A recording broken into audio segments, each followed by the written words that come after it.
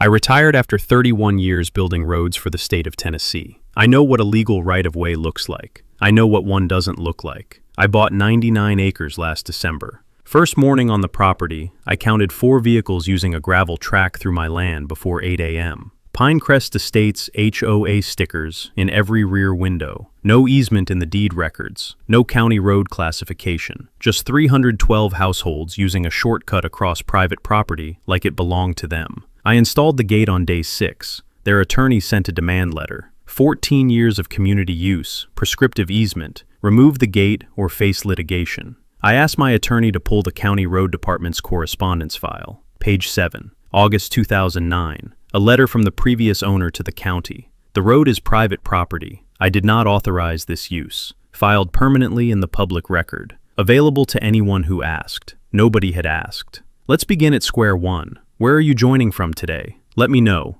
And don't forget to like and subscribe for more. Ray Calloway had spent 30 years building roads he would never own. That was the nature of the work.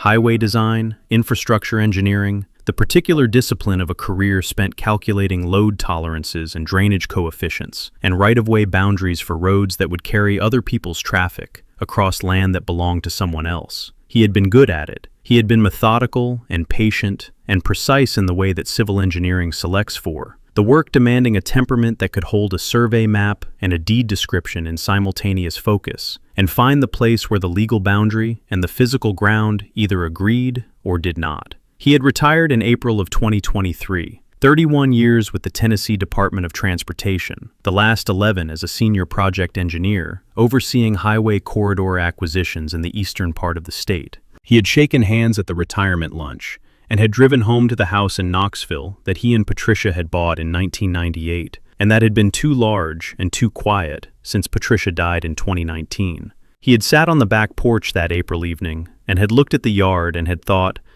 I am going to buy land. He had known what kind of land before he started looking. He had spent 3 decades acquiring right-of-way corridors across rural Tennessee properties, farmland, timber tracts, creek bottoms, ridge parcels, and he had developed, through the accumulation of those acquisitions, a specific appreciation for working land. Not recreational land, not a lake house or a weekend retreat. Working land, the kind that produced timber or cattle or both, the kind that required attention and returned value, the kind that gave a retired civil engineer something to manage with the same methodical care he had applied to highway corridors. He had been looking for 8 months when the Crestwood County listing appeared. Parcel 11-0044-002 had been listed by the estate of Curtis Hale, 99 acres in the western portion of Crestwood County, Tennessee, the parcel sitting on a gentle west-facing slope with mixed hardwood and pine timber on the upper 2/3 and a creek-bottom pasture on the lower third that had carried cattle at some point in its history and could again. The listing price was $287,000, $2,900 per acre, reasonable for Crestwood County timber ground in late 2023. The listing agent had noted, absentee ownership for 15+ years, property in need of attention, significant timber value, creek access, County Road 7 frontage on western boundary.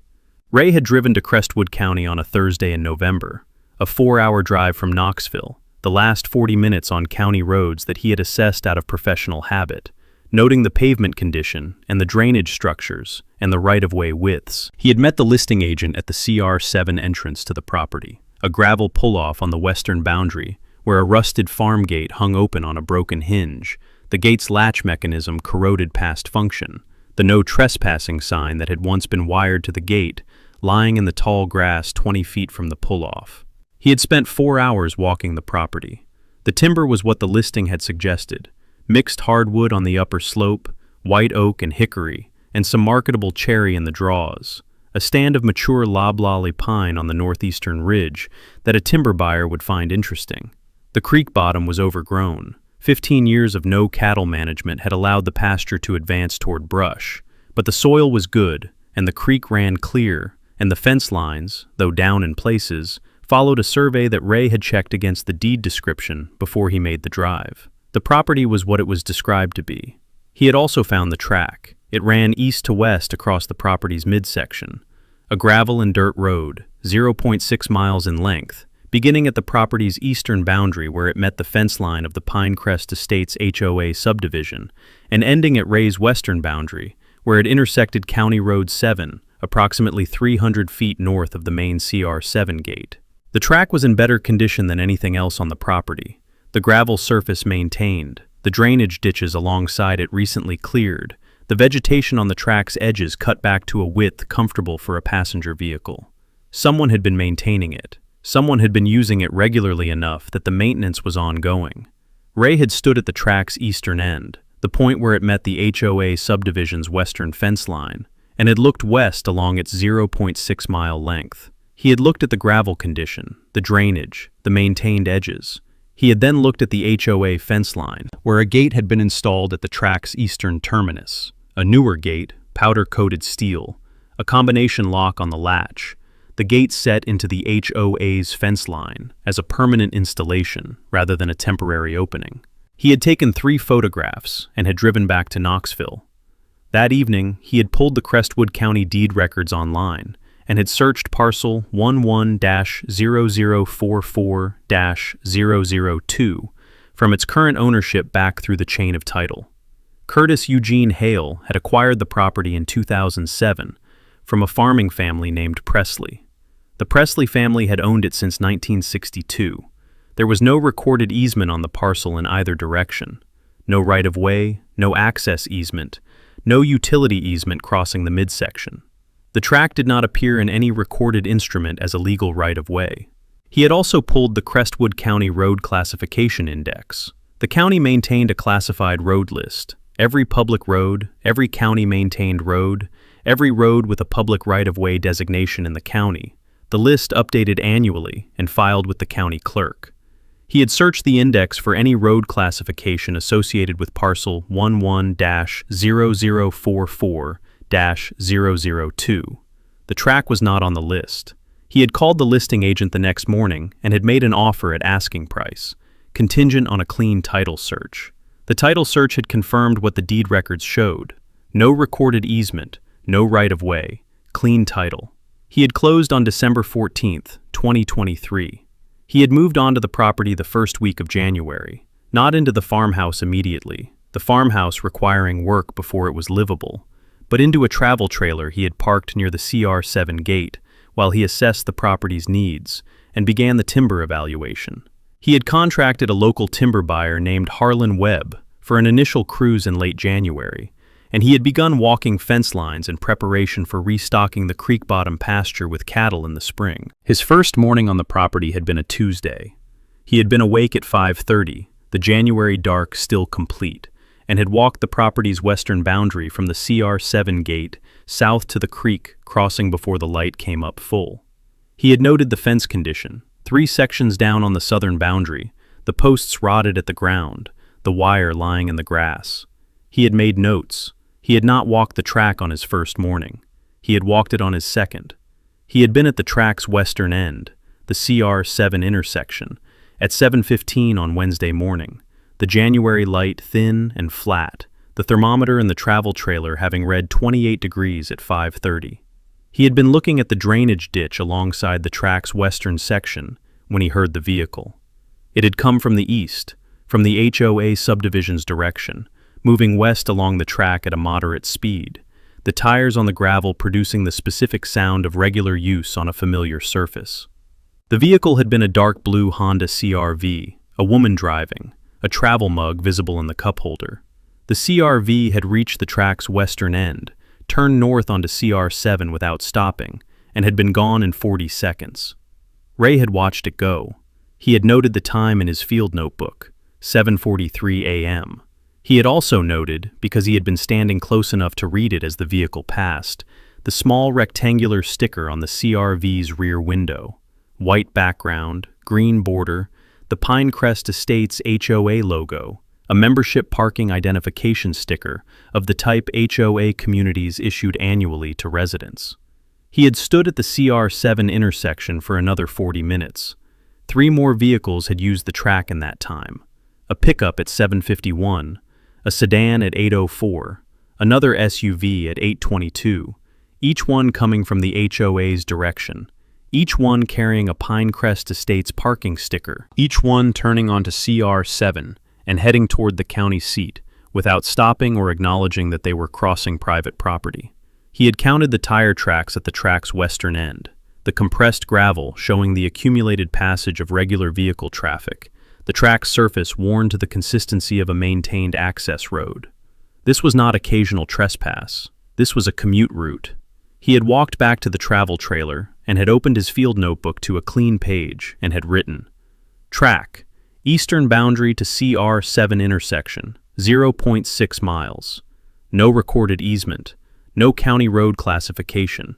Active use by HOA residents. 4 vehicles observed 7:43 to 8:22 a.m. Wednesday.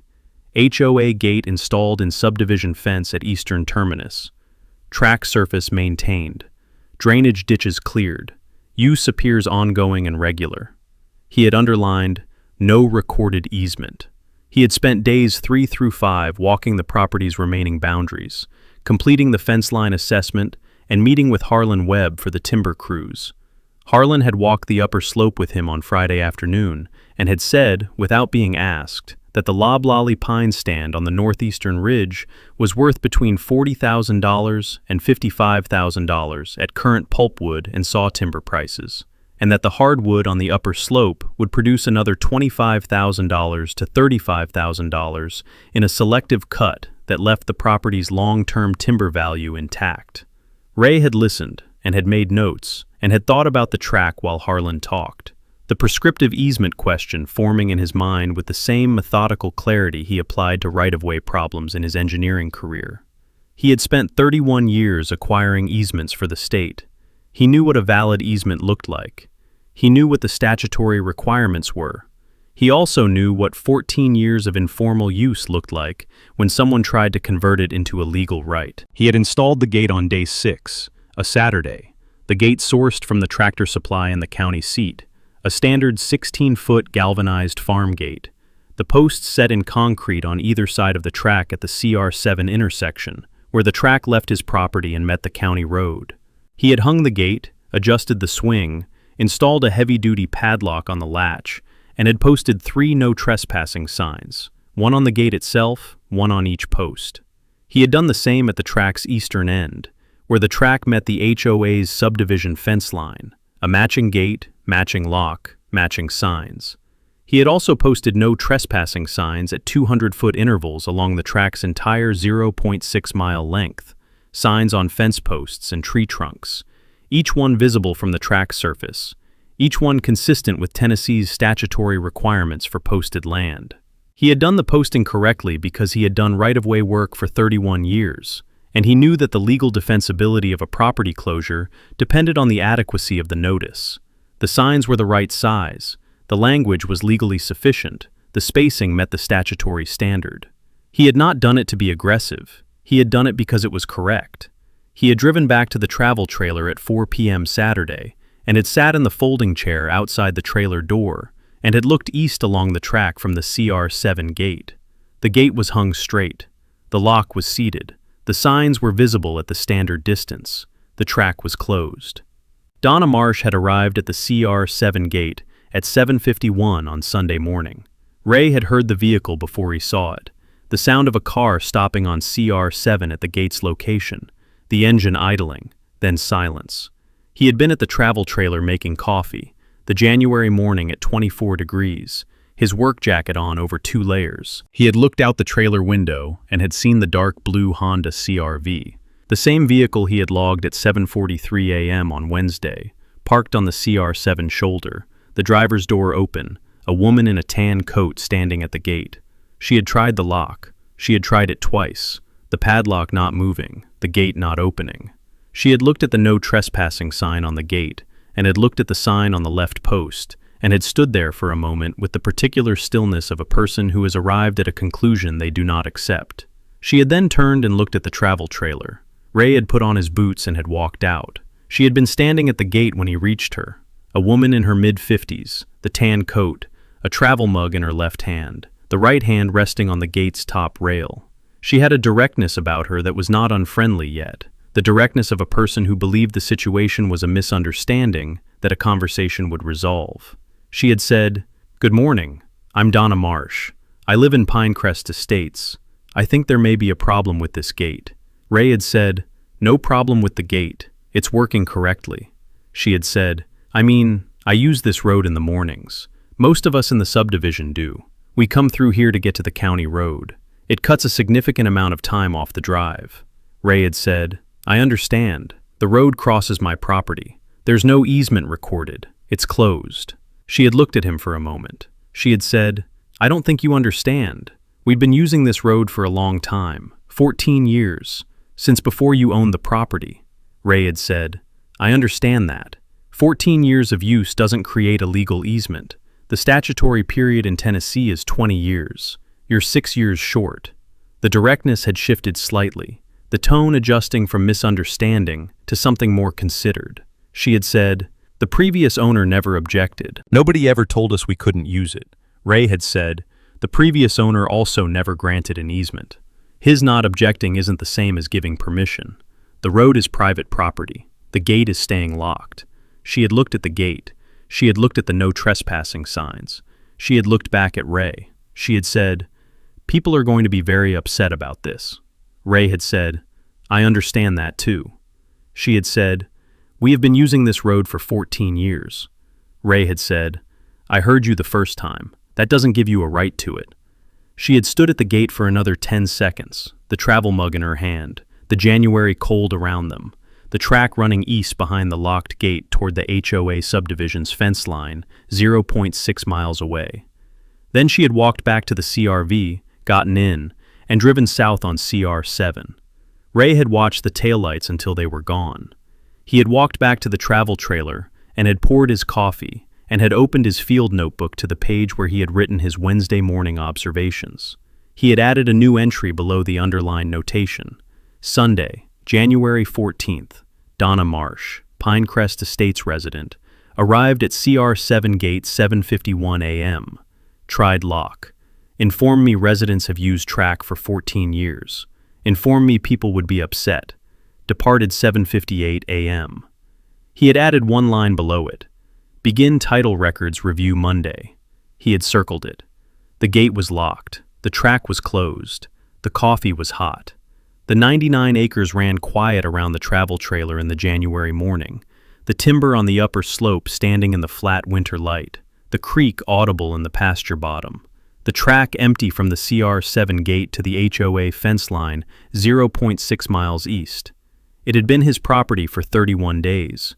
He already knew it was going to take longer than that to resolve. Not because the legal question was complicated. It was not complicated. It was the least complicated property rights question he had encountered in 31 years of right-of-way work. But because the legal question and the human question were different questions. And the human question was going to take as long as it took for Donna Marsh to understand that 14 years of using someone else's road without permission was not the same as owning it.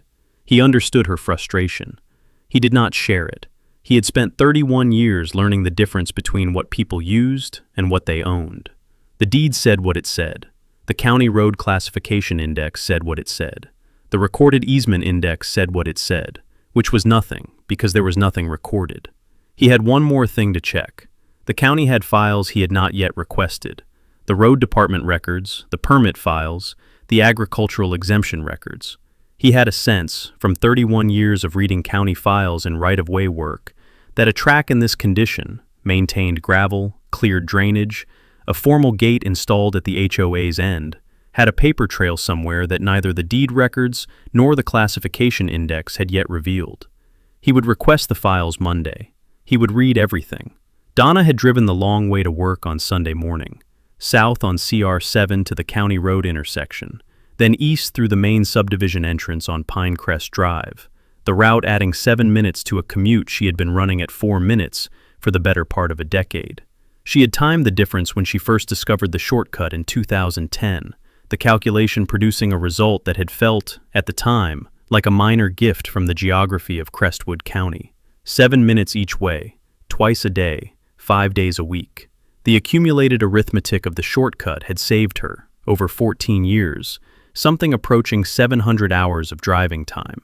She had never thought of it in those terms. She had simply used the track the way you use any route that works, without examining the foundation it rested on. She had arrived at her desk at 8:15 and had opened the Pinecrest Estates Community Forum on her laptop. She had typed for 11 minutes without stopping. The post had run to 4 paragraphs: the new owner, the gate, the locked padlock, the conversation at the CR7 boundary, the no trespassing signs posted at intervals along the track. She had described Ray Calloway as polite but unmovable, and had described the gate as an obstacle to a 14-year community practice that the new owner had no right to eliminate without notice or discussion. She had ended with, "I think the board needs to address this immediately. This road is how most of us get to work in the morning. It has been part of our community's daily life since before many of us moved here. I do not believe one person's purchase of a property gives him the right to simply close a road that an entire community has relied on for 14 years. She had posted it at 8:22 and had gone to make coffee. By 9 a.m. there had been 23 replies. By noon there had been 61. By Sunday evening, the thread had 94 posts, and Gerald Fitch had received 34 emails. Gerald had read the emails in sequence on Sunday evening. Sitting at the kitchen table in the house on Pinecrest Court he had owned since 2011, the emails sorted by arrival time, each one a variation on the same theme. The gate was an outrage. The board needed to act. 14 years of community use had to count for something. Somebody needed to call a lawyer. Gerald Fitch was 61 years old and had been HOA board president for 3 years because nobody else had wanted the position, and he had made the mistake of saying at a board meeting in 2020 that he thought the role required someone with a background in risk assessment. He had spent 30 years as an insurance adjuster. He understood risk. He did not particularly enjoy conflict. He had spent his career quantifying it, not navigating it personally, and he had found the HOA presidency to be a steady source of the specific variety of conflict he was least equipped to manage, the conflict that involved the community's collective emotion running ahead of its legal reality. He had read the 34 emails and had identified the legal reality question immediately: prescriptive easement. He knew the term. He had encountered prescriptive easement claims in property insurance files across 30 years of adjusting work. He knew enough to know that the theory existed and that it had requirements. He did not know what Tennessee's requirements were. He had called Bev Hollis Monday morning. Beverly Hollis had been practicing real estate law in Crestwood County for 19 years, a general real estate practice, residential and commercial transactions, title work, some HOA governance, the standard range of a practitioner in a county where the real estate bar was small and the work was varied. She was competent and methodical, and she had a specific quality that made her useful to HOA boards. She told clients what the law said before she told them what they wanted to hear. Gerald had explained the situation in 12 minutes. The 99 acres, the new owner, the gate, the 14 years of use, the community forum, the 34 emails. Bev had listened without interrupting. She had said, "Prescriptive easement. That's the theory you're looking for." Gerald had said, "That's what I thought. What does it require?" Bev had said, "In Tennessee, a prescriptive easement requires open, continuous, exclusive, and adverse use of the property for the statutory period. The use has to be without the owner's permission. If the owner gave permission, the use is not adverse. And it has to be for the full statutory period without interruption." Gerald had said, "What is the statutory period?" Bev had been quiet for 2 seconds. She had said, 20 years, Gerald had said. "The use started in 2009. That's 14 years. Bev had said, "Yes, you are 6 years short of the statutory period." Gerald had said, "So the theory doesn't work." Bev had said, "The theory has merit in its structure. The use appears to have been open, continuous, and adverse to the extent that the previous owner didn't grant permission. But the statutory period is 20 years, and 14 years does not satisfy it. A court applying Tennessee law cannot find a prescriptive easement on 14 years of use when the statute requires 20. Gerald had said, "Is there any argument around the statutory period?" Bev had said, "There are arguments at the margins, tacking, for instance, where you add periods of use by different parties together to reach the statutory period. But tacking requires privity between the parties, and a rotating population of HOA residents using a shortcut doesn't have the privity relationship that tacking requires. The statutory period argument is the HOA's primary weakness, and I don't see a clean way around it. Gerald had said, "I'll call you back." He had called Donna. The call had lasted 9 minutes. Gerald had explained Bev's analysis in 4, the prescriptive easement theory, the 20-year statutory period, the 14-year shortfall. He had been precise because he was an insurance adjuster, and precision was how he communicated risk.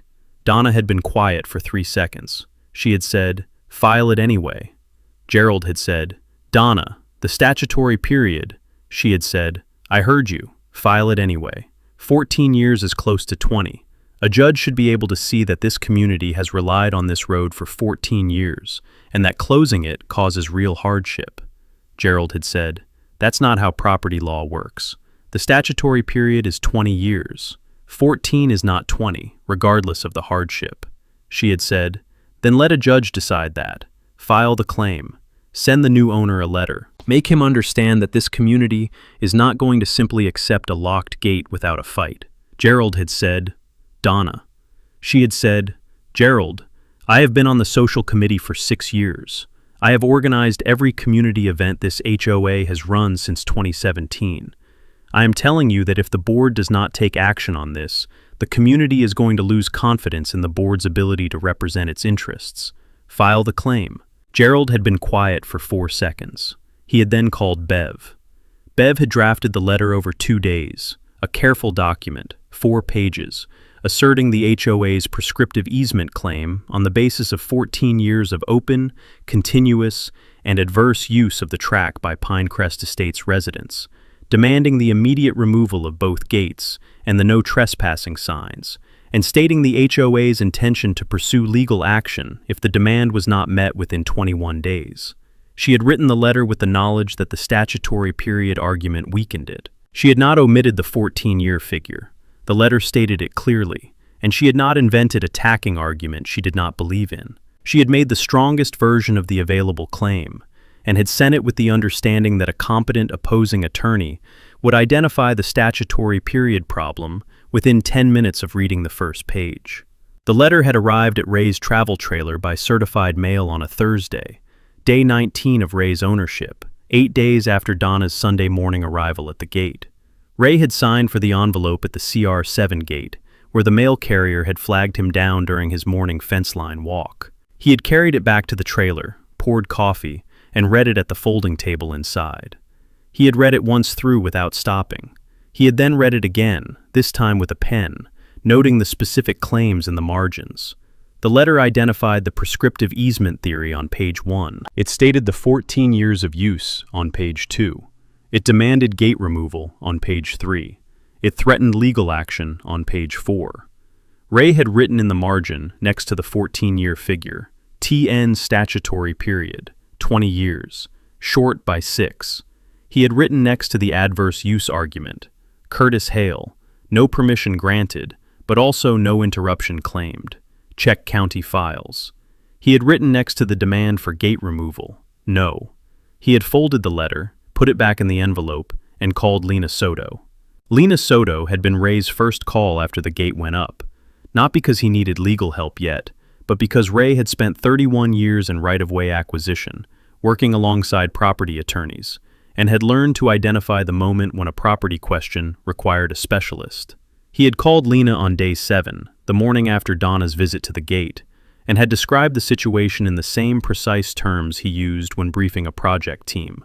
The property, the track, the 14 years of use, the absence of a recorded easement, the HOA's gate installed at the eastern terminus, the tire track evidence of regular, ongoing use. Lena had listened and had said, "Prescriptive easement is their theory. 20-year statutory period in Tennessee. When did the use start?" Ray had said, 2009, based on the HOA gate's installation. It's a permanent gate, powder-coated, set in concrete. That kind of installation doesn't happen in year 1 of informal use. I'd date the regular use to 2009 or 2010. Lena had said, 14 or 15 years. They're short. Ray had said, I know. I want the complete county file before I respond to anything.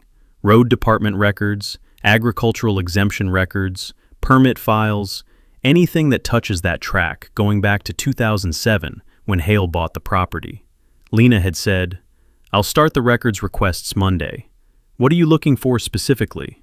Ray had said, "I don't know yet. I'm looking for the document that tells me what that track actually is. Not what the HOA thinks it is, but what the county records say it is." In 31 years of right-of-way work, I never encountered a track in that condition. Maintained gravel, cleared drainage, a permanent gate at one end, that didn't have a paper trail somewhere. Lena had said, "I'll pull everything." Now, with Bev's letter in his hand, Ray had called Lena again. He had read her the key sections, the prescriptive easement claim, the 14-year use period, the demand for gate removal, the 21-day response window. Lena had said, "The statutory period argument alone defeats the claim. 14 years is 14 years. The statute is unambiguous. A court applying Tennessee law cannot find a prescriptive easement on a 14-year use period. Their attorney knows this." Ray had said, "She sent the letter anyway." Lena had said, "Clients sometimes make that decision. The letter creates pressure, even if the underlying theory is weak. It puts you in the position of either negotiating or litigating, and some clients calculate that the cost of litigation will make a negotiated compromise more attractive than winning on the merits." Ray had said, "I'm not interested in a negotiated compromise on a gate I have the legal right to close." Lena had said, "I know. I'm explaining their calculation." Ray had said, "What's the status of the county records requests?" Lena had said, "The road department responded this morning. Partial production, the road classification index, and the maintenance logs for the CR7 corridor. The agricultural exemption file and the permit records are still pending. I expect them by end of next week." Ray had said, "I want to see everything before you respond to the letter." Lena had said, "The 21-day window gives us time. I'll have the county records before the deadline." Ray had said, "Lena, I want the track's complete paper history. Everything the county has touched that track with, from the first maintenance log entry to the current classification. If that track has a history in the county's files, I want to know what it says before the HOA's attorney finds out we know." Lena had said, "Understood. I'll have the full production reviewed before we respond."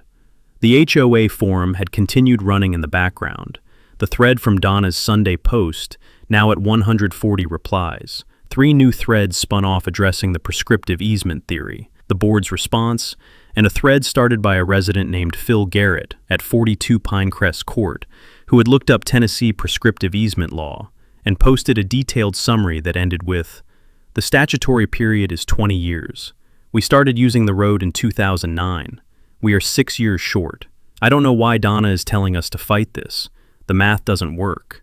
Donna had replied to Phil's post within 20 minutes. "The math is not the only consideration. 14 years of community reliance creates a moral claim, even if the legal claim is imperfect. The board is pursuing this, and I trust they will find an argument that works." Phil had replied, "Moral claims don't win property disputes." The thread had continued for another 40 replies without resolving the disagreement.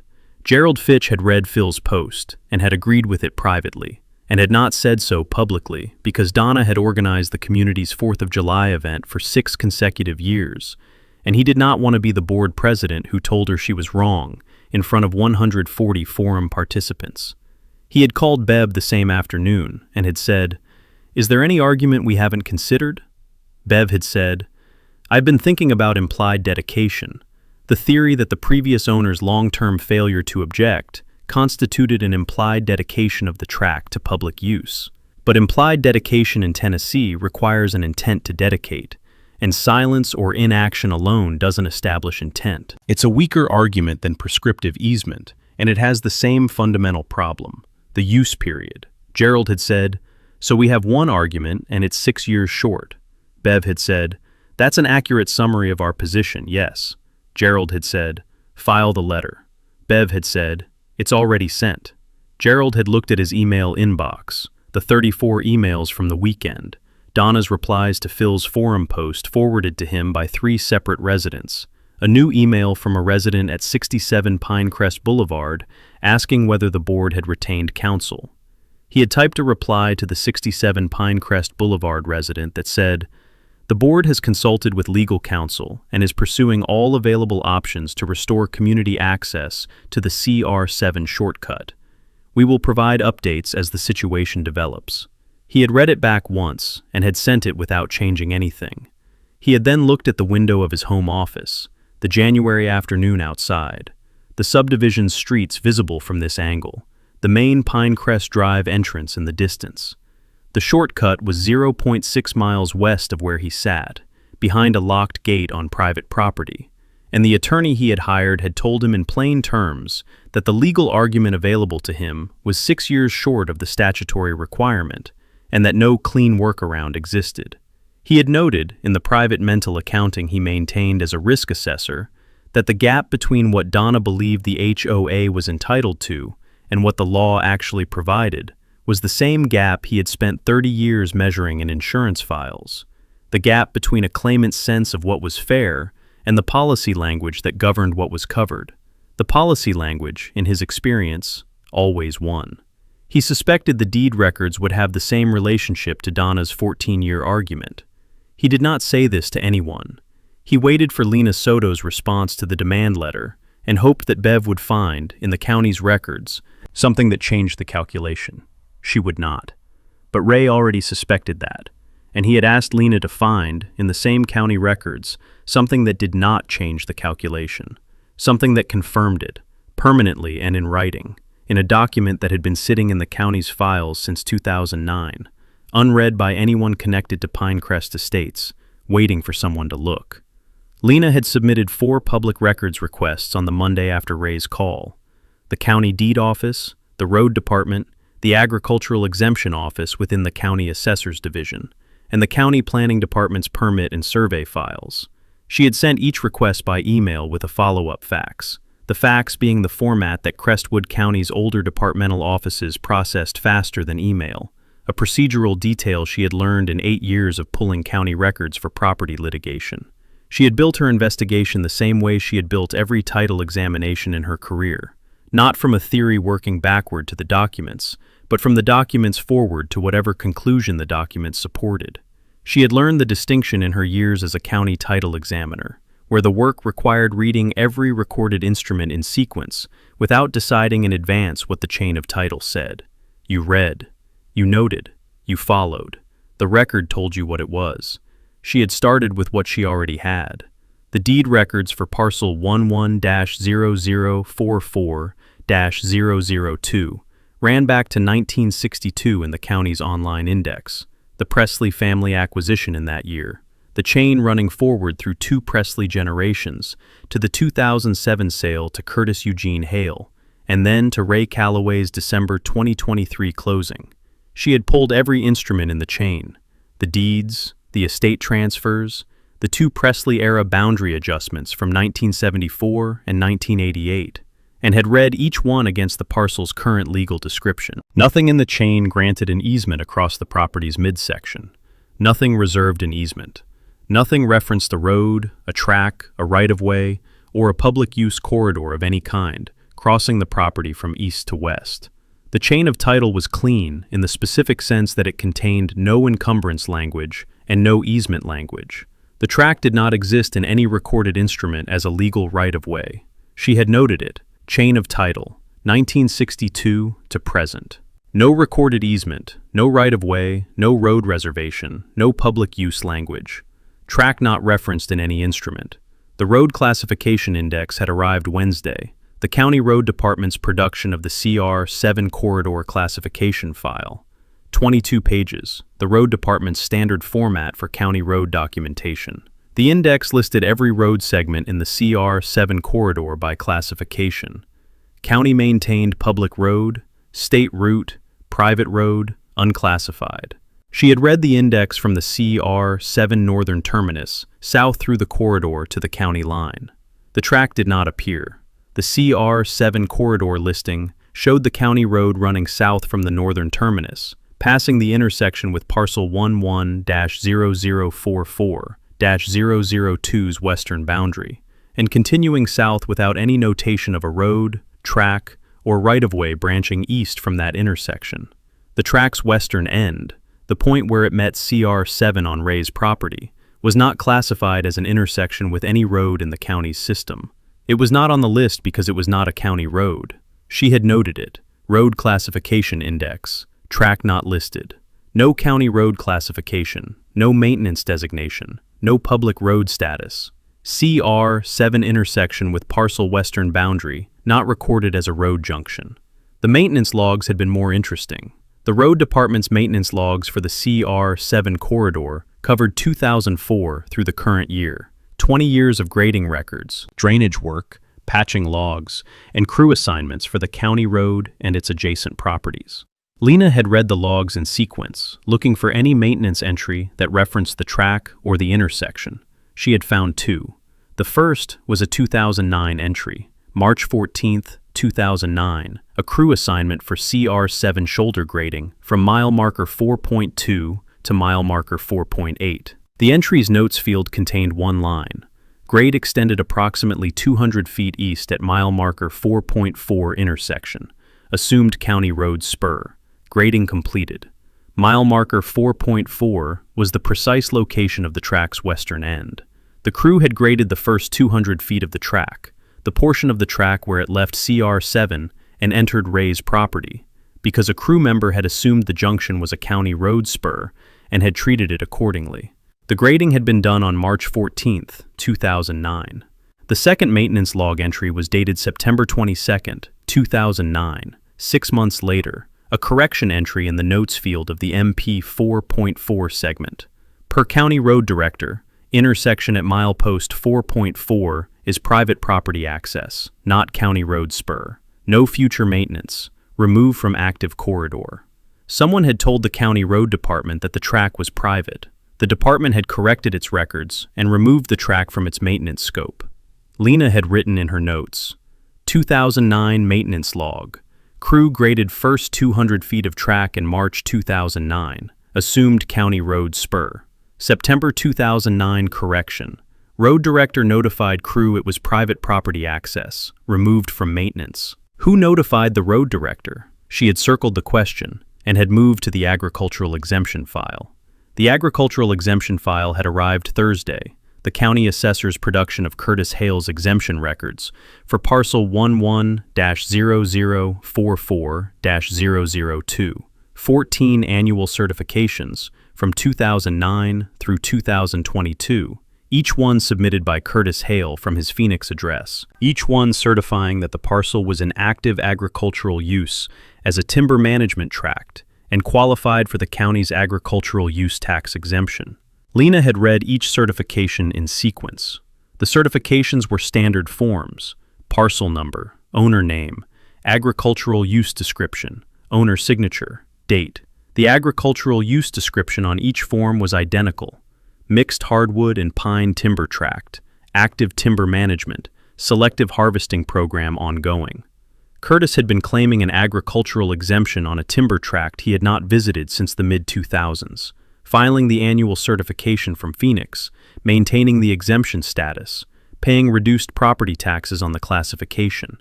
The exemption was legal. The filing was accurate in the sense that the timber was on the property regardless of whether Curtis visited it, but it established a paper record of Curtis's ongoing ownership attention. He was not an absent owner in the legal sense. He was a remote owner who maintained his tax status and filed annual certifications and paid his taxes and owned the land in every legal sense that mattered. The certifications confirmed the ownership record. They did not answer Lena's question about who had told the road director the track was private in September 2009. She had moved to the permit file. The County Planning Department's permit file for parcel 11-0044-002 had been the thinnest production, 6 pages, the permits issued against the parcel since 2000. There were no building permits. There were no grading permits. There was one permit of interest, a 2007 agricultural access road permit issued to Curtis Hale in October of that year, authorizing the installation of a gravel farm road on the parcel for agricultural access purposes. The permit described the road's location in general terms: east-west alignment, central portion of parcel, and its purpose: farm vehicle access for timber management operations. Curtis had permitted the track himself in 2007. It was his road. He had built it. He had permitted it as a farm road for timber management access. It was an agricultural access road, not a public road, not a right-of-way, not a community shortcut. It was a timber management track that Curtis had installed 2 years before Pinecrest Estates residents began using it. Lena had written in her notes, "Track origin, agricultural access road permit, Curtis Hale, October 2007. Installed as private farm road for timber management. Predates HOA use by 2 years. HOA began using a private farm road without the owner's permission or knowledge, and the owner had documented the road's private purpose in a county permit before the use began." She had then looked again at the September 2009 maintenance log entry, the road director's correction note, the removal of the track from the county's maintenance scope, the notation that it was private property access. Someone had told the road director in or before September 2009. The planning department's permit file had not answered the question. The road department's file had not answered it. She had submitted a follow-up request to the road department for correspondence files, letters, emails, or memoranda in the MP 4.4 corridor file from 2009, on Thursday afternoon. The production had arrived Friday morning. It was 11 pages, the road department's correspondence file for the CR7 corridor at and near mile marker 4.4, covering 2008 through 2011. Most of it was routine: maintenance request forms, contractor invoices, a 2010 bridge inspection report for the CR7 culvert at mile marker 4.1. Page 7 was the document. It was a letter, 1 page, dated August 19, 2009, from Curtis Eugene Hale of 4417 East Camelback Road, Phoenix, Arizona, addressed to the Crestwood County Road Department, Attention Road Director.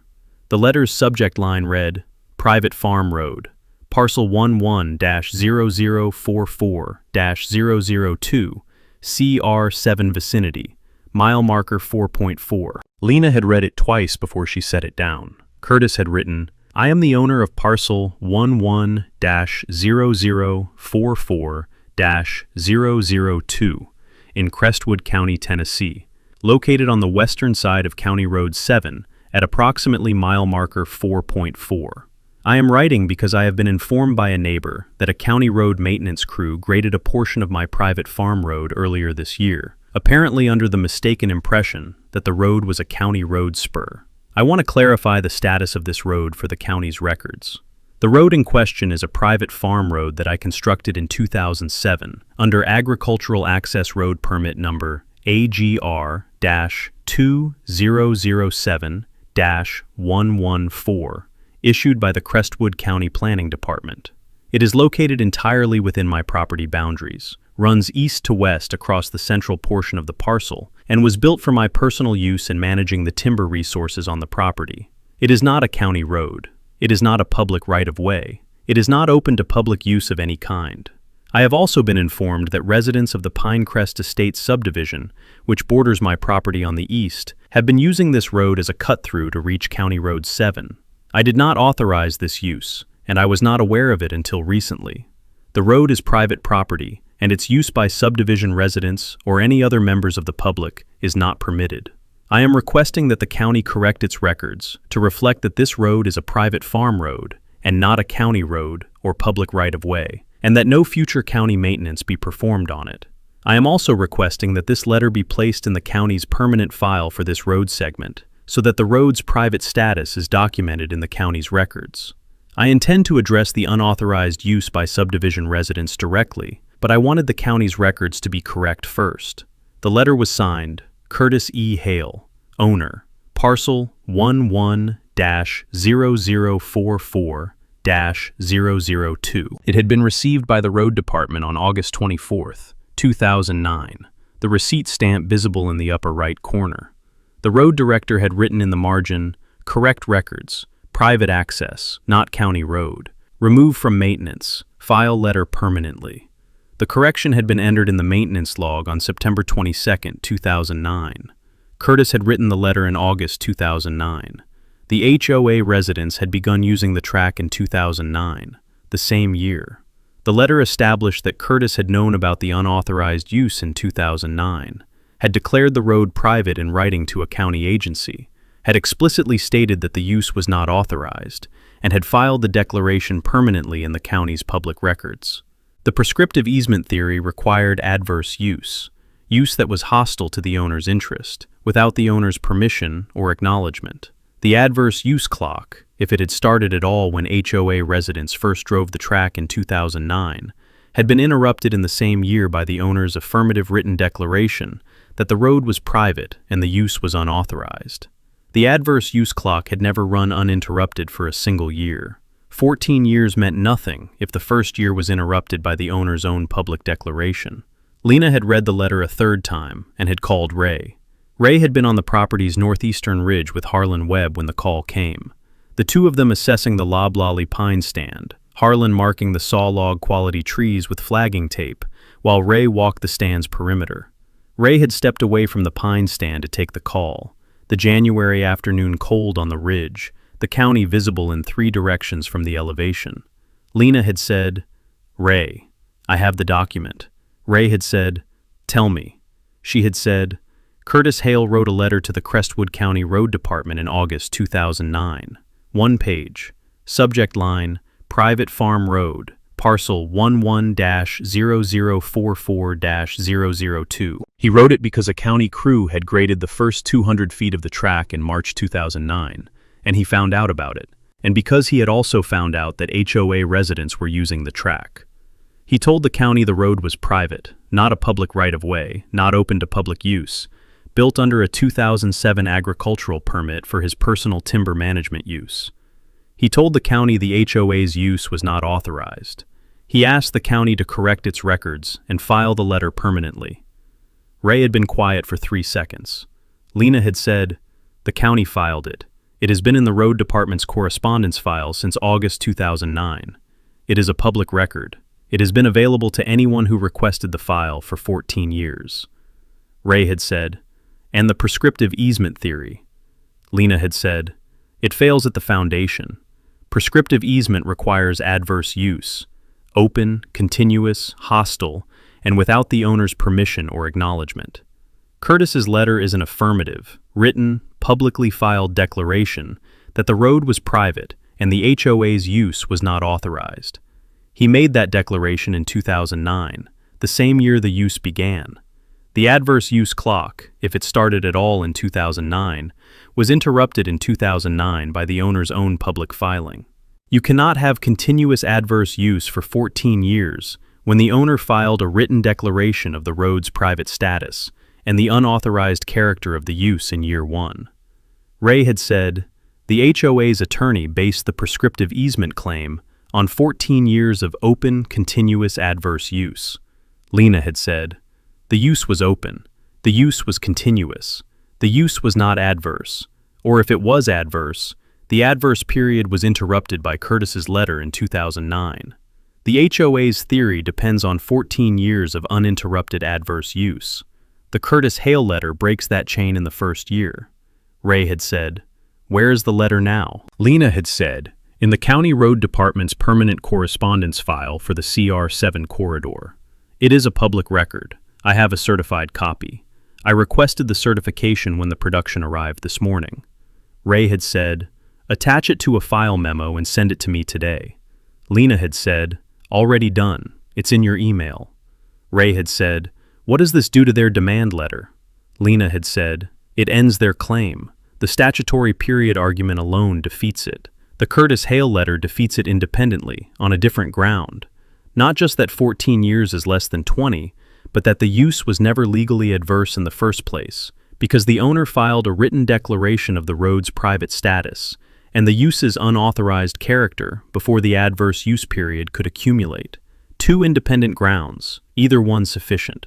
Together, they are a complete answer to everything in Bev Hollis's letter." Ray had said, "Write the response, use both grounds, quote the statute, quote the letter, attach the letter as an exhibit.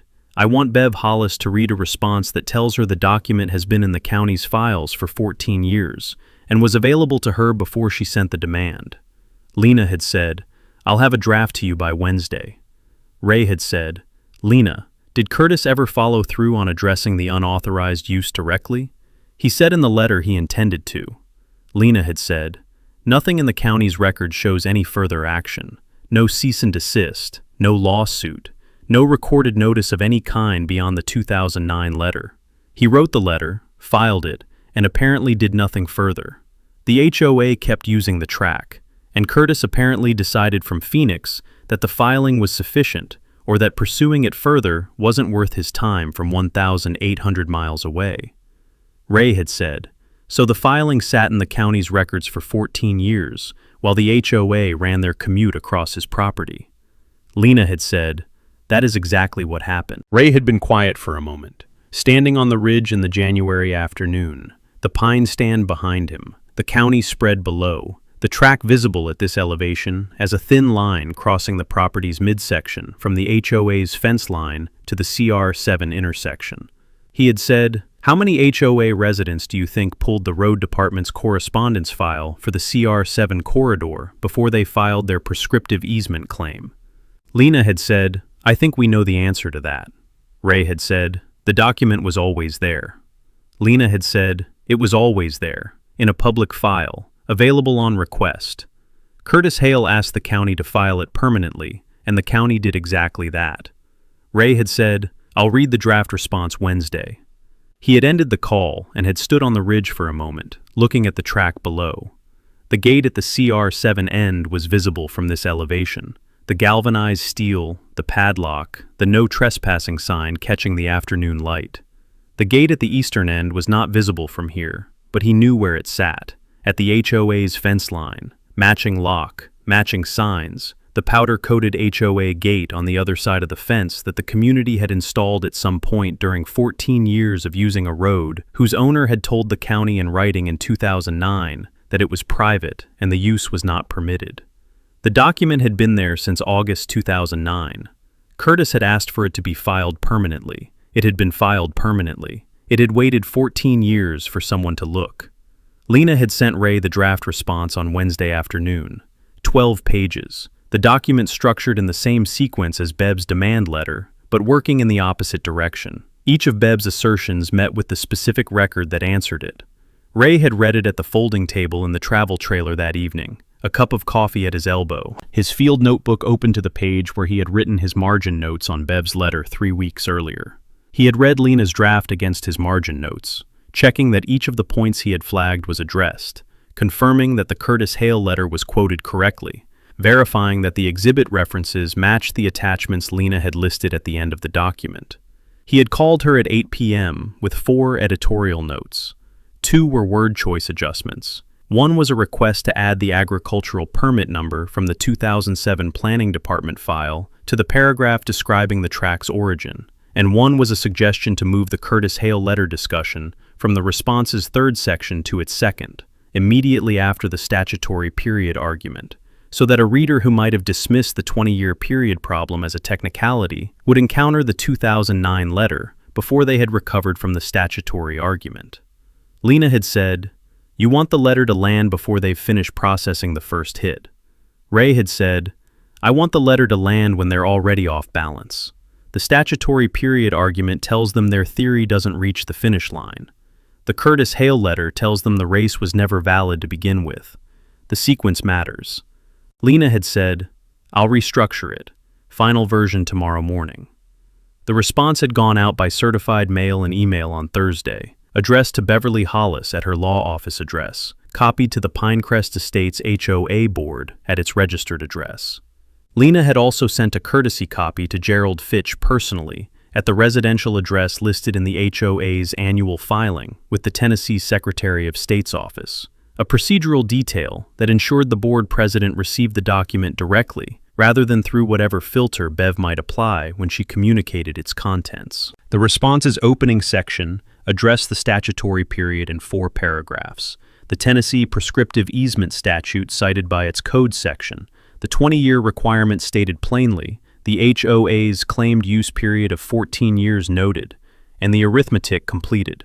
The HOA's demand letter claims prescriptive easement rights based on 14 years of use. Tennessee Code Annotated Section 28-2-103 requires 20 years of continuous adverse use to establish a prescriptive easement. 14 years is not 20 years. The HOA's prescriptive easement claim fails on the statutory period requirement, regardless of any other analysis, and no court applying Tennessee law can find a prescriptive easement on 14 years of use when the statute is unambiguous. The second section had opened with the Curtis Hale letter. Lena had quoted the letter's operative paragraphs in full.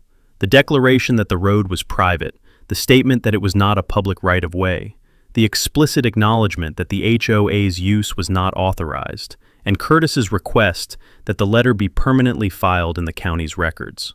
She had then written the legal analysis in terms that Bev Hollis would recognize immediately, and that Gerald Fitch would understand without a law degree. Prescriptive easement requires that the claimant's use be adverse and hostile to the owner's interest, meaning the use must occur without the owner's permission, consent, or acknowledgement, and must continue without interruption for the full statutory period.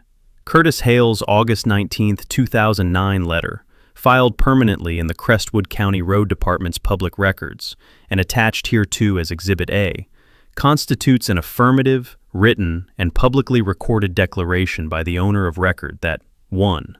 The track is a private farm road. 2. It is not a public right-of-way.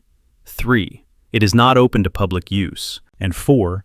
The HOA's use of the road was not authorized and was not known to the owner until 2009. This letter was filed in August 2009, the same year that Pinecrest Estates residents began using the track, and the same year that Mr. Hale first became aware of the unauthorized use. The letter establishes that the owner of record explicitly declared the road's private status and the unauthorized character of the HOA's use before the adverse use period could accumulate.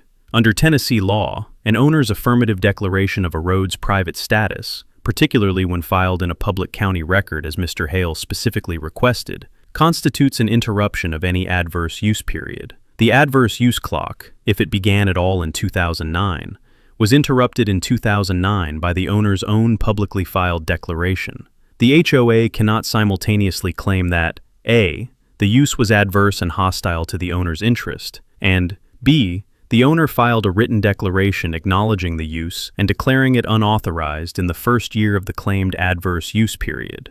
These positions are incompatible. If the owner knew of the use in 2009 and filed a public declaration of the road's private status, the use was not quietly adverse to an unknowing owner. It was a known trespass that the owner documented and publicly recorded. The third section addressed the road classification records. The county's road index showing no classification for the track, the maintenance logs showing the March 2009 grading error, and the September 2009 correction. The road director's notation removing the track from the county's maintenance scope. Lena had written, "The track has never been classified as a county road, a public road, or a right-of-way in Crestwood County's road classification index. The county's only maintenance of the track was a 2009 grading error, performed under the mistaken assumption that the track was a county road spur, and subsequently corrected when the road director was informed of the track's private status. The correction directly traceable to Mr. Hale's August 2009 letter." The fourth section addressed the 2011 aerial survey, the County Planning Department's aerial photography program that had documented Crestwood County's land use in 2011. The survey images showing parcel 11-0044-002, with the track labeled in the Planning Department's land use notation as Private Agricultural Access Road. The label had been applied by the Planning Department's GIS staff based on the Agricultural Access Road permit in the county's files, the 2007 permit Curtis had pulled before he built the track. The aerial survey label was not a legal determination, but it was a county agency's contemporaneous characterization of the track's status, and it matched every other document in the file. The final section was the demand response. 3 numbered items, each one stated without qualification. 1. Mr. Calloway will not remove the gates installed at the eastern and western boundaries of the track on parcel 11-0044-002. The gates are lawfully installed on private property and will remain in place. 2. The HOA's prescriptive easement claim is without legal merit for the independent reasons set forth above. Mr. Calloway reserves all rights with respect to any legal action the HOA may choose to file, and will defend any such action vigorously. 3. Mr. Calloway requests that the HOA instruct its members to cease trespassing on Parcel 1-0044-002, and to use the subdivision's designated public road access points exclusively. Lena had attached 4 exhibits: the Curtis Hale letter as Exhibit A, the County Road Classification Index excerpt as Exhibit B, the 2009 Maintenance Log Correction entry as Exhibit C, and the 2011 Aerial Survey Land Use Notation as Exhibit D. Each exhibit was a certified copy, the certification stamps visible on the document faces. Bev had received the response on a Friday morning. She had been at her desk when the email arrived. Lena Soto's name in the sender field, the subject line reading R.E., Pinecrest Estates HOA versus Calloway, response to demand letter. She had opened the email, noted the 12-page attachment and the 4 exhibits, and had cleared her afternoon calendar before she began reading. She had read the statutory period section without surprise. She had known the 20-year problem when she drafted the demand letter, and had told Gerald as much. The statutory argument was clean, and she had no answer to it that she had not already considered and dismissed. She had made a note in the margin of her printed copy. Statutory, no viable response, expected. She had then read the Curtis Hale letter. She had read it once, quickly, the way you read a document when you are trying to understand its shape before you assess its substance. She had then read it again, slowly, the way you read a document when you are trying to find the problem with it and are not finding the problem. The letter was dated August 19, 2009. It was addressed to the Crestwood County Road Department. It was signed by Curtis Hale. Its subject line identified the track by parcel number and location. It stated, in plain language, that the road was private, that it was not a public right-of-way, that it was not open to public use, and that the HOA's use was not authorized. It asked the county to file it permanently. The county had filed it permanently. Bev had looked at the exhibit stamp on the certified copy, the County Road Department certification seal, the date of certification, the certifying officer's signature. The document was real. It was what it appeared to be. It had been in the county's files since August 2009. She had written in the margin, "This is a significant problem." The legal analysis had been correct. Lena's framing of the adverse use interruption was sound.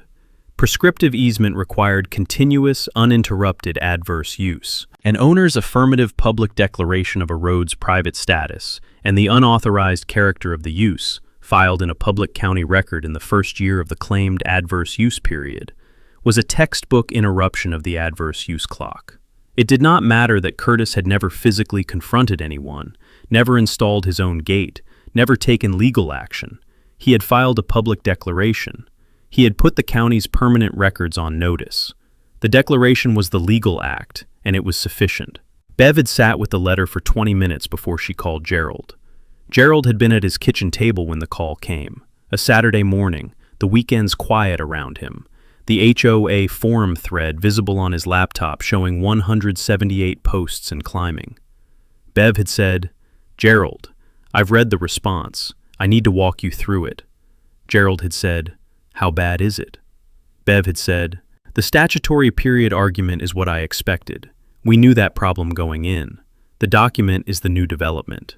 The property's previous owner, Curtis Hale, wrote a letter to the Crestwood County Road Department in August 2009. The letter declared the track a private farm road, stated it was not a public right-of-way, stated the HOA's use was not authorized, and asked the county to file the letter permanently in its records. The county filed it. It has been in the road department's public records since 2009. Gerald had said, "Curtis Hale knew about the use." Bev had said, "He found out in 2009, the same year the use began. He found out because a county crew had graded the first 200 feet of the track by mistake, and he learned about it from a neighbor. In the same letter where he corrected the county's records, he stated that he had also learned the HOA was using the track, and that the use was not authorized." Gerald had said, "And the easement theory." Bev had said, "The prescriptive easement theory requires adverse use that is hostile to the owner's interest, without the owner's consent or acknowledgement. continuing without interruption. The Curtis Hale letter is an affirmative, written, publicly filed declaration by the owner that the road was private and the use was unauthorized. Filed in 2009, the first year of the claimed adverse use period. Under Tennessee law, that declaration interrupts the adverse use clock. The HOA cannot claim continuous, uninterrupted adverse use for 14 years when the owner filed a public declaration of the use's unauthorized character in year 1. Gerald had said nothing for 5 seconds. Bev had said, the two arguments together, the statutory period and the Curtis Hale letter, are independent grounds, either one sufficient to defeat the prescriptive easement claim. Together, they are a complete answer. I do not have a viable legal argument that overcomes both of them. Gerald had said, Donna is going to ask me to find another argument. Bev had said, I know. I want you to understand the legal position before that conversation. There is no argument that overcomes the statutory period problem and the Curtis Hale letter simultaneously. Those two facts are the record, and I cannot make the record say something different. Gerald had said, I'll call you after I talk to Donna. The call with Donna had lasted 16 minutes and had been the most uncomfortable conversation Gerald had managed as board president. He had explained the statutory period argument in 3 minutes, the 20-year requirement, the 14-year use period, the 6-year shortfall. Donna had said she understood the math. He had then explained the Curtis Hale letter. Donna had been quiet for 4 seconds. She had said, he wrote a letter. Gerald had said, in 2009, to the county road department, declaring the track private and stating that the HOA's use was not authorized. The county filed it permanently. It has been in the county's public record since 2009. Donna had said, and we didn't know about it. Gerald had said, no one checked the county road department's correspondence files. Donna had said, find another argument. Gerald had said, Donna, I've asked Bev to find another argument. She has reviewed the navigability theory, not applicable to a land-based road. The implied dedication theory requires affirmative intent to dedicate, which the 2009 letter specifically contradicts. The tacking theory requires privity between successive users, which a rotating HOA resident population doesn't have. There is no argument that overcomes both the statutory period and the Curtis Hale letter. Bev has been direct with me about this. Donna had said, there has to be something. 14 years of community use has to count for something legally. Gerald had said, 14 years of community use counts as exactly 14 years, 6 years less than the statutory requirement, in a period that the owner interrupted with a public declaration in year 1. That is what it counts as legally. I understand it feels like it should count for more. It does not. Donna had said, what about hardship? Can't a court consider the hardship to 312 households? Gerald had said, property law doesn't have a hardship exception to the prescriptive easement statutory period. A court applies the statute. The statute says 20 years. Donna had said, this is unacceptable. Gerald had said, I know. I'm telling you what the law says. Donna had said, keep looking. There has to be an argument we haven't found. Gerald had ended the call and had sat at his kitchen table for a long moment, looking at the HOA forum thread on his laptop. 178 posts, the thread still active. A resident named Carol at 12 Pinecrest Way, asking in a new post whether the board had received a response to the demand letter yet. He had called Bev. He had said, Donna wants you to keep looking. Bev had said, I've been looking since the response arrived. I've reviewed the implied dedication theory, the tacking theory, the estoppel theory, the argument that Callaway should be estopped from closing the road because the community relied on it. The estoppel theory is the most sympathetic argument, but it has a significant problem. Estoppel requires reliance on a representation by the party to be estopped. Callaway never represented anything to the HOA. He bought the property and installed a gate. There's no estoppel without a representation, and he made none. Gerald had said, Donna will ask me about estoppel when I tell her we've considered it. Bev had said, tell her the analysis. Estoppel requires a representation by the defendant. Callaway made no representation. The theory doesn't apply. Gerald had said, I'll tell her. He had not called Donna back that afternoon. He had let the forum thread run to 200 posts over the weekend, reading it without posting, watching the community's frustration accumulate in the thread. noting that Phil Garrett at 42 Pinecrest Court had posted a second analysis that correctly identified the Curtis Hale letter's legal significance after finding a reference to the road department's response in Lena's response letter, which had been shared on the forum by a resident who had received the courtesy copy sent to the HOA's registered address. Phil had written, "I found the Curtis Hale letter reference in Callaway's attorney's response. Curtis Hale told the county in 2009 that the road was private and our use was unauthorized. That letter has been in the county's public records for 14 years. Our attorney sent a demand letter based on a prescriptive easement theory without checking whether the county had any records about this road. I think the board needs to explain how this happened." The post had 31 replies by Sunday evening. The petition had arrived at Ray's CR7 gate on a Tuesday, delivered by a Pinecrest Estates resident named Marcus Webb at 9 Pinecrest Court, who had driven to the gate, found it locked as expected, and had folded the petition document and tucked it through the gate's steel bars. Ray had found it during his Tuesday morning fence line walk, the folded document wedged in the gate's frame, the January wind having not yet dislodged it. He had pulled it free and had unfolded it at the gate. It was 3 pages, a cover letter on Pinecrest Estates HOA letterhead, signed by Donna Marsh as Social Committee Chair, and 2 pages of signature lines. The cover letter read, "We, the undersigned residents of Pinecrest Estates, respectfully demand the immediate removal of the gates installed on the track connecting Pinecrest Estates' western access point to County Road 7. This track has served our community for 14 years, and its closure has caused significant hardship to our residents. We ask that Mr. Callaway restore community access immediately and enter into good faith discussions with the HOA regarding a permanent access arrangement." There were 87 signatures. Ray had read the cover letter once. He had read the signature list. 87 names and addresses, each one a Pinecrest Estates resident. The addresses running through the Pinecrest Court, Pinecrest Drive, and Pinecrest Way street grid of the subdivision. He had folded the petition and had carried it back to the travel trailer.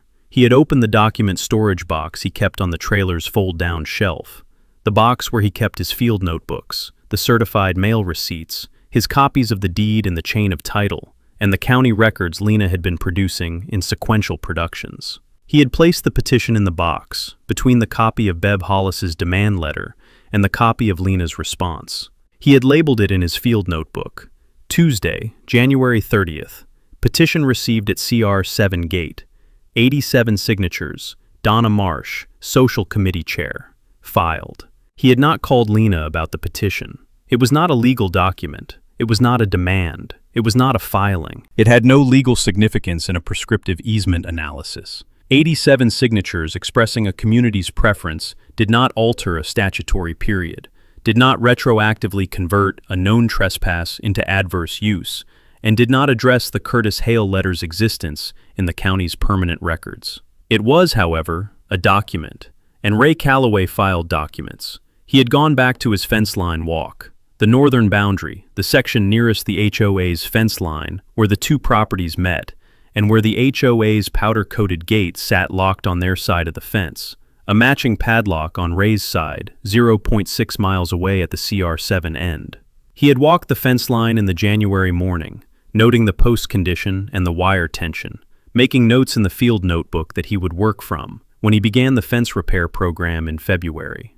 The 99 acres ran quiet around him. The timber on the upper slope, the creek in the pasture bottom, the track crossing the midsection from east to west, with its gravel surface and its cleared drainage ditches, and its permanent agricultural access road permit in the county's planning files, and its 14 years of HOA commuter traffic, and its 2009 letter in the county road department's permanent records, and its 2 locked gates, 1 at each end, and its no trespassing signs at 200-foot intervals, and the 87 signature petition in Ray's document box that changed none of those facts.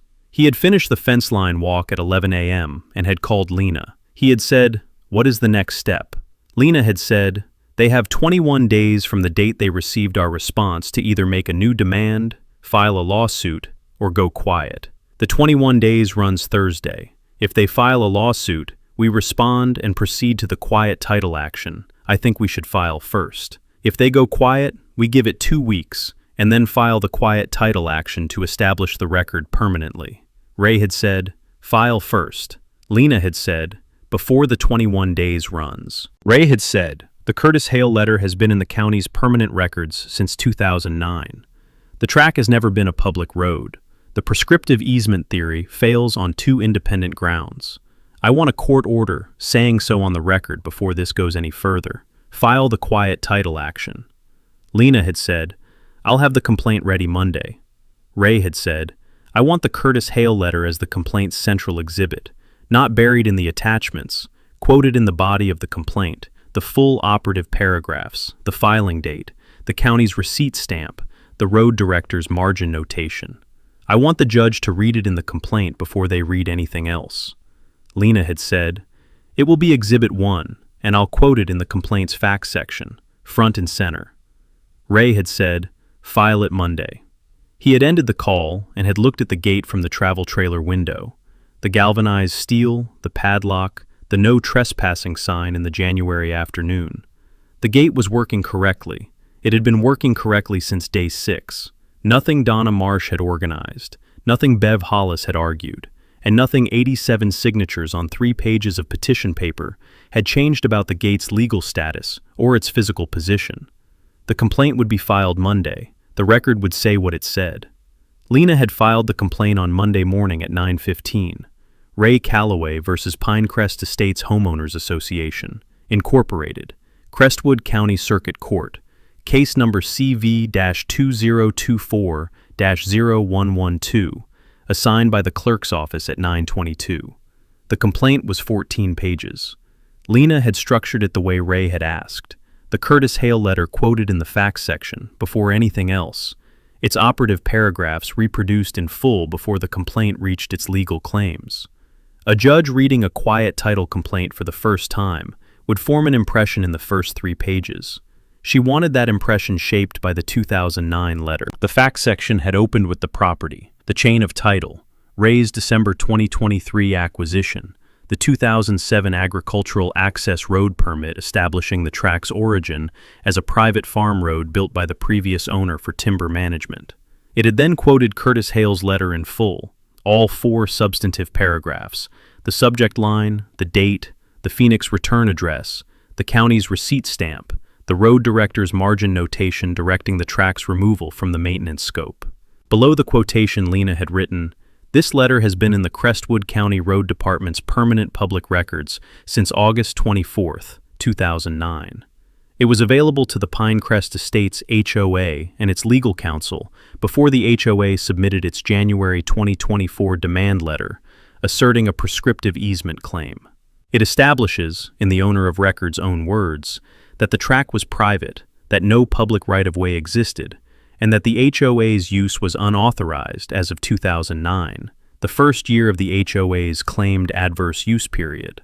The legal claims asserted 3 causes of action: quiet title, declaratory judgment, and trespass. The quiet title claim asked the court to declare that no easement of any kind encumbered parcel 11-0044-002, and that the HOA held no legal right to use the track. The declaratory judgment claim asked for a court declaration that the gates were lawfully installed and could not be compelled removed. The trespass claim documented post-gate vehicle use from Ray's field notebook, 4 specific observations with dates, times, and vehicle descriptions, 6 exhibits, the Curtis Hale letter, the chain of title instruments, the 2007 agricultural permit, the road classification index excerpt, the 2009 maintenance log entries, and the 2011 aerial survey notation, each one certified. Service had been effected on Gerald Fitch at 2:17 p.m. the same day. Bev had read the complaint Monday evening and had called Gerald Tuesday morning. She had said, "The complaint is well constructed. The Curtis Hale letter is quoted in full in the facts section. The judge will read it before anything else. The agricultural permit establishes the track's origin as a private farm road.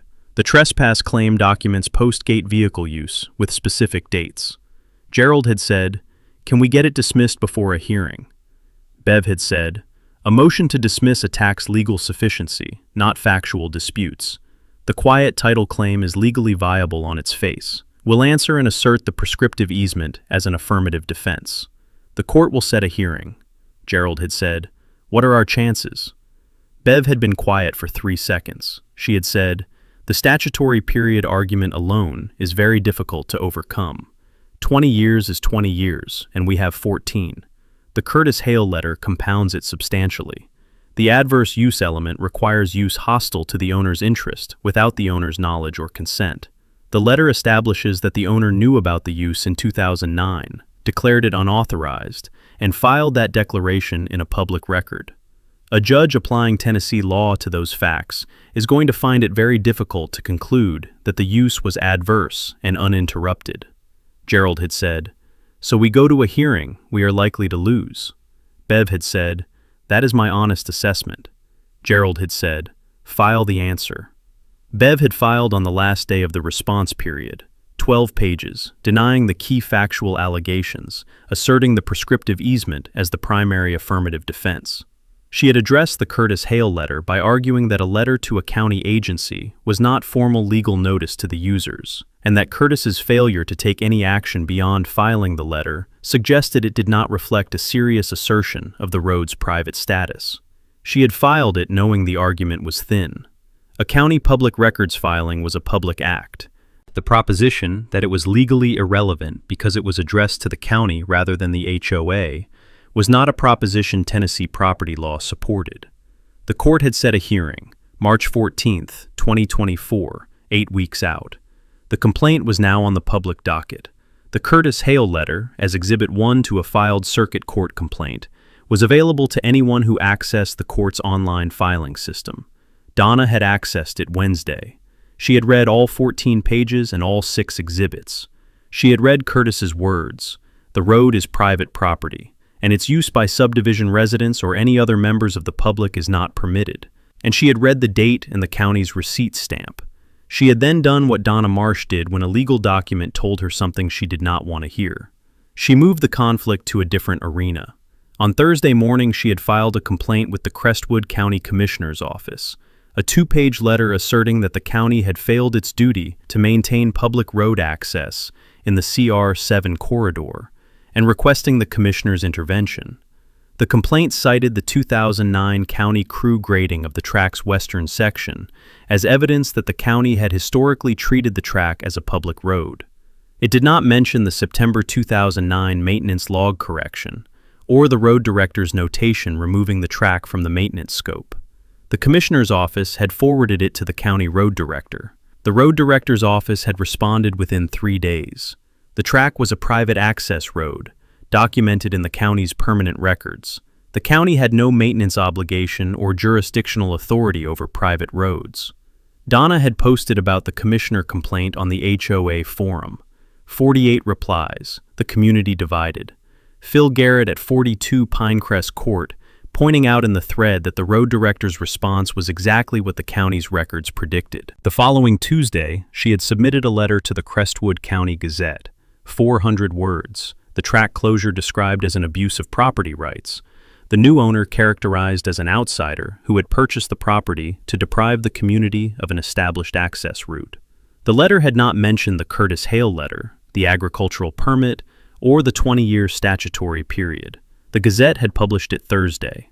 A retired county attorney named Harmon Bell had submitted a response the following week, 300 words, precise and unsparing, noting that the track was a private farm road documented as such since 2007, that the owner's title was clean back to 1962, and that a prescriptive easement on 14 years of use was legally impossible under Tennessee's 20-year requirement. Both letters had run on the same page.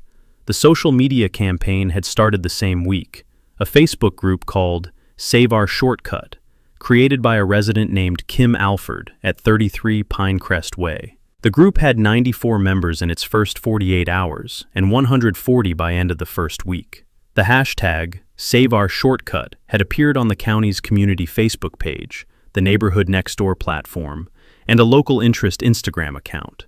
3 posts had used photographs of the locked gate, the galvanized steel, the padlock, the no trespassing signs, framed as documentation of an injustice. None of the posts had mentioned the Curtis Hale letter. None had mentioned the 20-year statutory period. Phil Garrett had joined the group and had posted the full text of the Curtis Hale letter with a comment. "I think everyone in this group should read this before we go further. This letter has been in the county's records since 2009. It changes the legal picture significantly." 6 likes, no replies. Donna had deleted it. Phil had reposted it with a screenshot of the deletion. 34 likes. Ray had been aware of the commissioner complaint, the Gazette letter, and the Facebook group in the peripheral way that a man becomes aware of activity directed at him that he has no intention of engaging. He had heard about the commissioner complaint from Lena.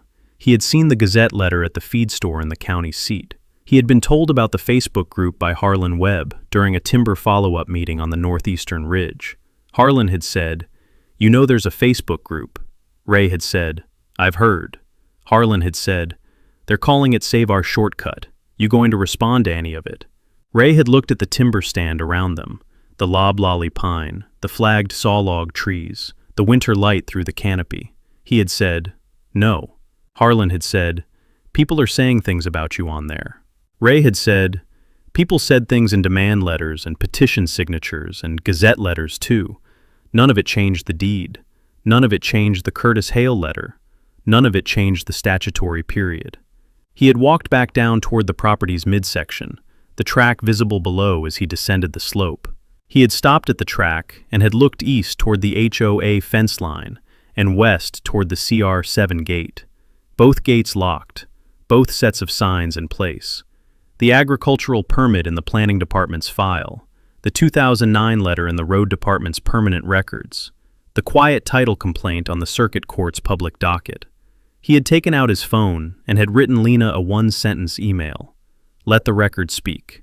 He had sent it and had walked west along the track toward the CR7 gate, the gravel surface under his boots, the cleared drainage ditches alongside, the January cold around him, and the 99 acres running quiet in every direction. The hearing was 6 weeks out. The record was complete. Ray had nothing to add to it. The hearing had been set for 9 a.m. on March 14th. Courtroom 2 of the Crestwood County Circuit Court. The bench elevated, the gallery holding 9 people when the case was called. Gerald Fitch and 2 board members in the second row. Donna Marsh in the third row behind them. Phil Garrett in the back row alone.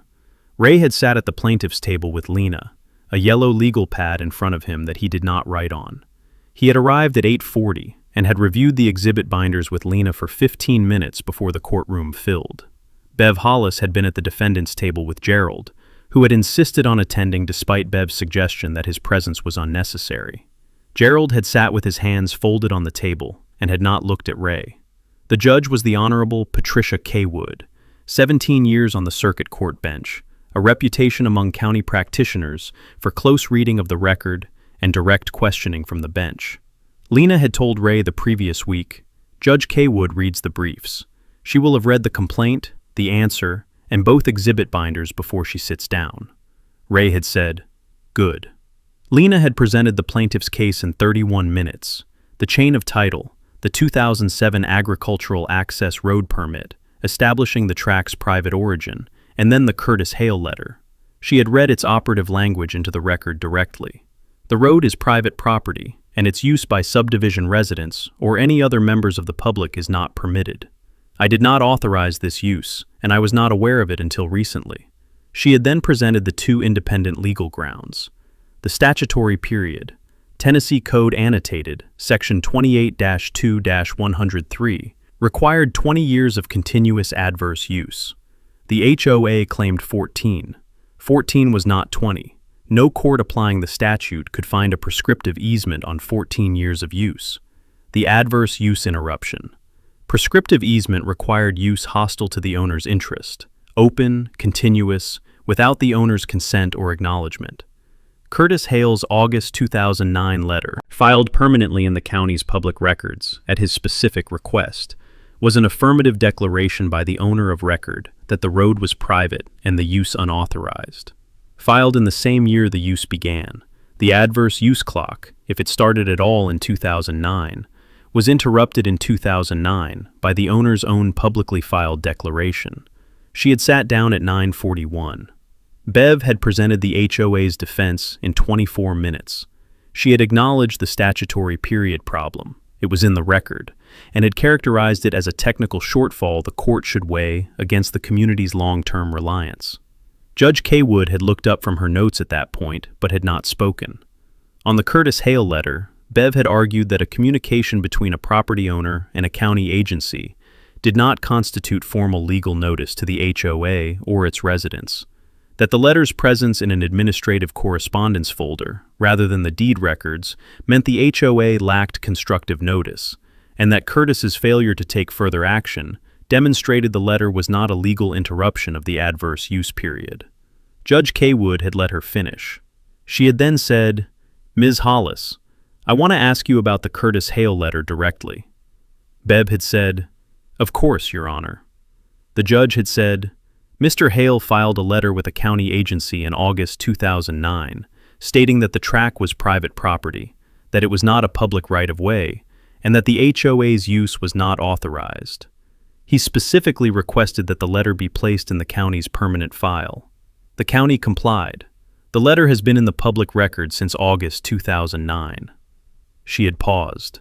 She had said, "If the property owner wrote to the county in 2009, declaring the road private and closed to public use, and had that declaration permanently filed in a public record, in what sense was the HOA's subsequent use of the road adverse and hostile to the owner's interest, rather than simply in defiance of a known private declaration?" The courtroom had been quiet. Bev had said, "Your Honor, the adverse use doctrine requires that the use be hostile in the sense that it is without permission. The letter establishes the owner's awareness, but does not," the judge had said. "It establishes more than awareness. It establishes a public declaration that the use was unauthorized. My question is whether use can be characterized as adverse to the owner's interest when the owner publicly declared, in a permanent county record, that the use was not permitted. If the owner has declared the use impermissible in a public filing, is the subsequent use hostile to the owner's interest, or is it simply open defiance of a known prohibition?" Bev had said, "The argument would be that the users lacked actual knowledge of the county filing." The judge had said, "The filing is a public record. The doctrine of constructive notice applies to public records. I understand the letter was not in the deed records, but Mr. Hale filed it where he filed it because it was a response to a county road maintenance question. He asked the county to treat it as a permanent record of the road's private status. The county did so. I want you to explain to me why that declaration does not interrupt the adverse use period as a matter of Tennessee law." Bev had cited two cases, neither directly on point, both distinguishable. She had concluded by reiterating the community reliance argument. The judge had thanked her and called a 15-minute recess. She had returned to the bench at 11:14 and had read her ruling from a 2-page handwritten order. The plaintiff's quiet title action was granted. The HOA's prescriptive easement defense failed on two independent grounds. First, Tennessee Code Annotated Section 28-2-103 required 20 years of continuous adverse use. The HOA's claimed use period was 14 years. The statutory requirement was not met. This ground alone was dispositive. Second, Curtis Hale's August 2009 letter to the Crestwood County Road Department constituted an affirmative public declaration by the owner of record that the track was private property, that no public right-of-way existed, and that the HOA's use was unauthorized. Filed in the county's permanent public records at Mr. Hale's specific request, it was a public act by the owner asserting the road's private character in the same year the HOA GK use began. Under Tennessee law, such a declaration interrupted the adverse use period. The HOA could not establish continuous, uninterrupted adverse use for any period following August 2009, when the owner had filed a permanent public declaration of the use's unauthorized character in that same year. The court declared that no easement of any kind encumbered Parcel 1-1-0044-002. The HOA held no legal right to use the track. The gates were lawfully installed. The HOA was enjoined from using the track or the gate access points.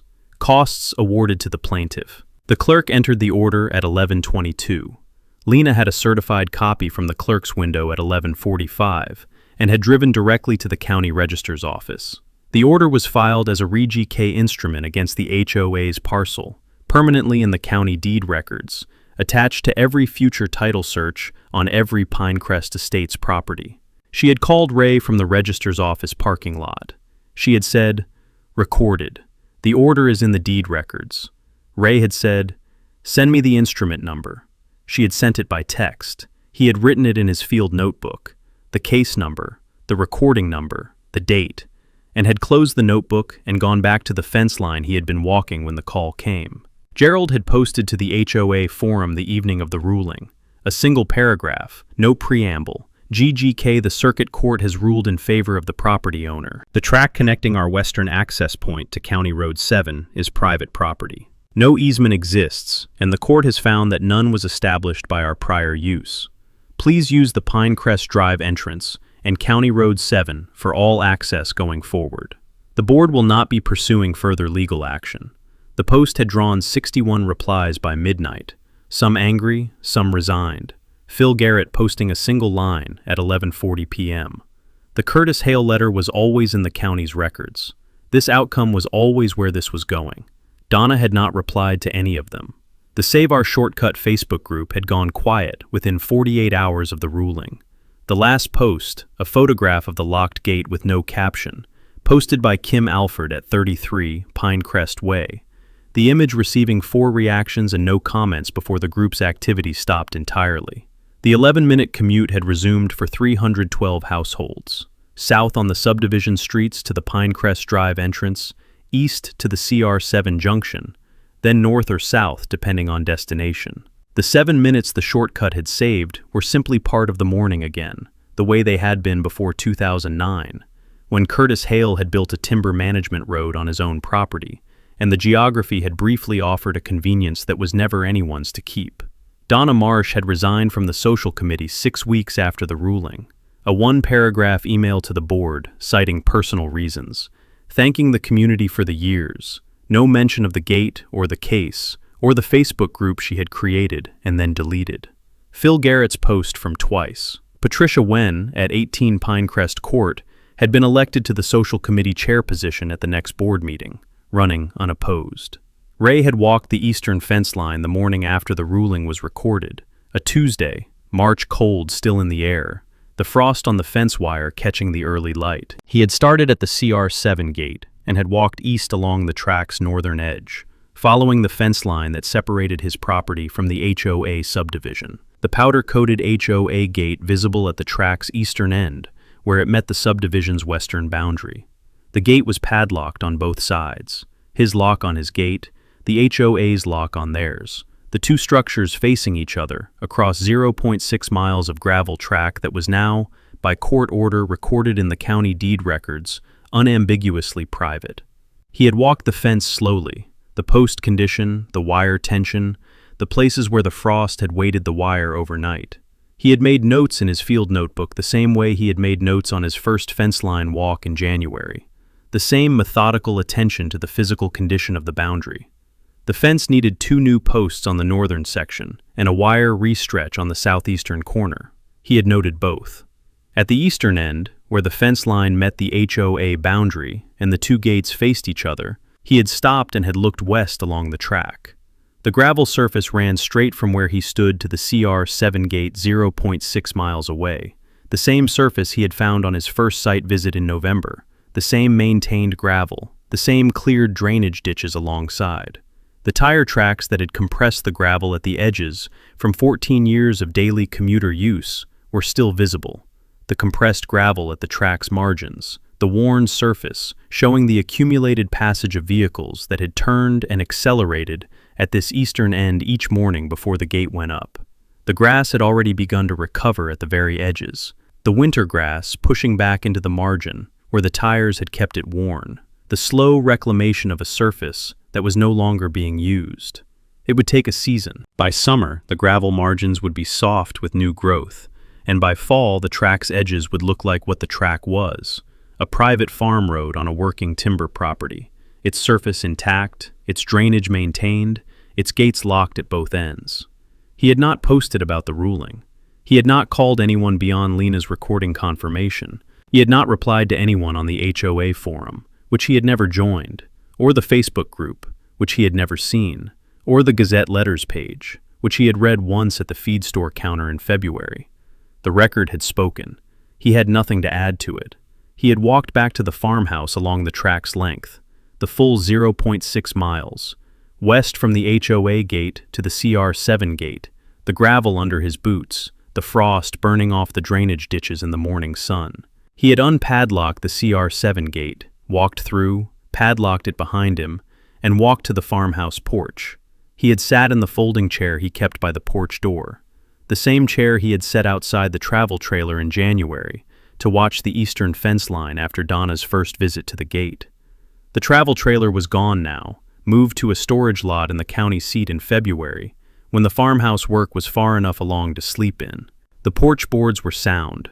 The view east from the porch showed the tree line on the eastern boundary, the mixed hardwood on the upper slope, the timber stand that Harlan Webb had assessed at $65,000 to $90,000 in a selective cut, the ridgeline running north to the loblolly pine stand that would be the first harvest.